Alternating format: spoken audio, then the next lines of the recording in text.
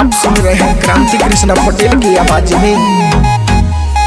चढ़ते फागुन यती कोइले बा, चढ़ते फागुन यती कोइले बा, ढोड़िए परांगा बाकी गइले बा, ढोड़िए परांगा बाछू गइले बा, फगुआ में देवारा सतइले बा, फगुआ में देवारा सतइले बा, ढोड़िए परांगा बाकी गइले बा, ढोड़िए परांगा बाछू गइले बा।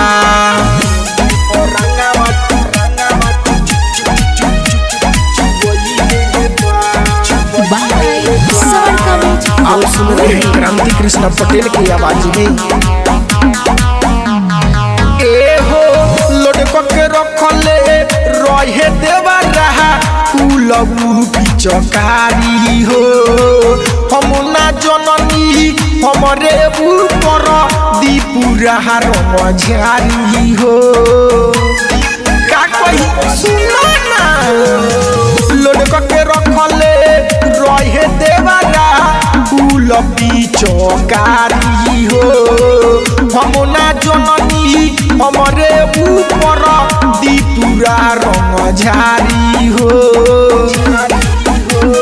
खिलल जवानी मुरु झइले बा, खिलल जवानी मुरु झइले बा, ढोड़िए परांगा बाकी गइले बा, ढोड़िए परांगा बाकी गइले बा, चढ़ते फागुन यती कोइले बा, चढ़ते फागुन यती कोइले बा, ढोड़िए परांगा बाछू गइले बा, ढोड़िए परांगा बाछू गइले बा।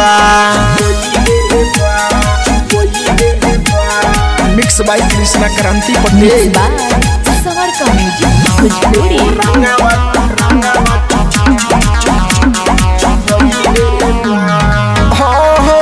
केतनो कोई मना सुदामा के माया वो करन लागल बा, रंग लगावल कृष्ण करनती तनको छोड़ के न भागल बा।